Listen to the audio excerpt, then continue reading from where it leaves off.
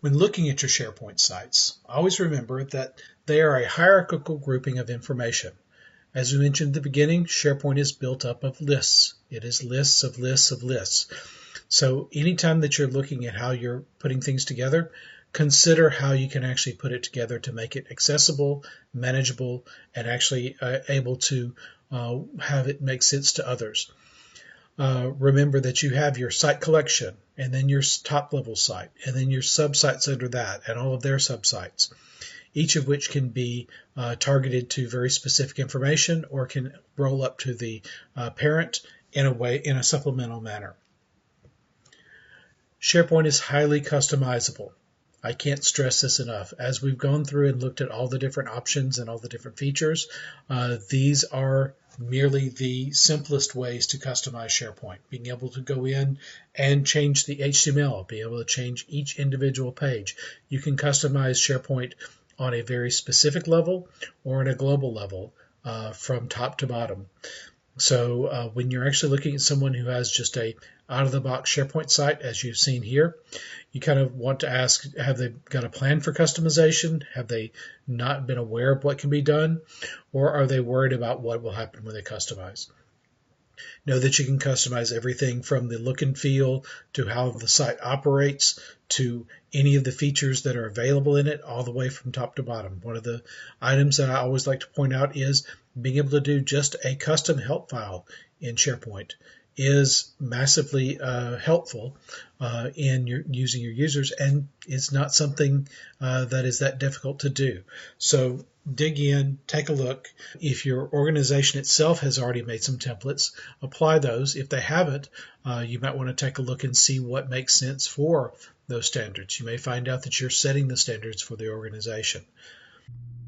When you're putting together your sites, when you're putting together all your information, consider delegation.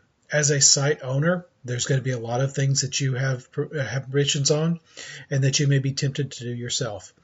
There are two reasons why you want to do delegation. One is to give you more time to focus on the important things or the things that can make or break a site as opposed to the things that are nice or make a difference to others.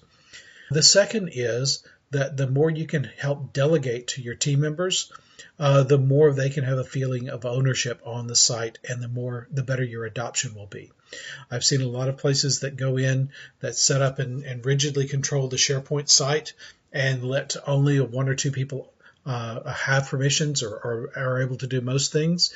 It means that your collaboration is going to slow down. It means that people aren't going to see it as something that they have a stake in. It means that you're going to be spending a lot of time doing things that you're going to get really tired of really quickly. So if you start out working with your SharePoint site, delegating it, making sure they have the right people, you're going to educate your people on how to use the site better. You're going to give them a sense of ownership, and you're going to get a lot of feedback on how to make things better on things that you do have to do, and let them customize the things that they can do and make the site run even smoother. SharePoint's easy to keep organized. Remember, when you put something in SharePoint, it's stored in a database.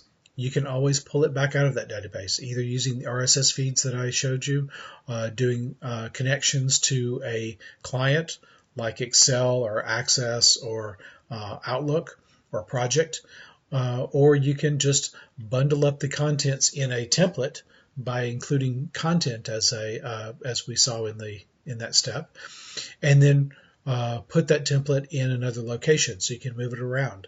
Because each of the sites has their own unique URL, you can actually change the navigation structure simply by editing the navigation paths on the side or on the top and removing some of the default ones, the automatic ones, and putting your own in place. So keeping track of what's going on with SharePoint is very nice, but you do need to pay some attention to the customizations. Because of how you can go in and customize, people may or may not be familiar with how you do it on your site. Know that the more that you kind of customize and work with your SharePoint site, the more you may have to show others kind of how you do it around here. That's a big may. Because if it's a standard, if you spend a good bit of time on the usability, on your documentation, on actually making sure that the SharePoint information is self-describing. You have plenty of descriptions. You may have plenty of extra text that shows what's going on.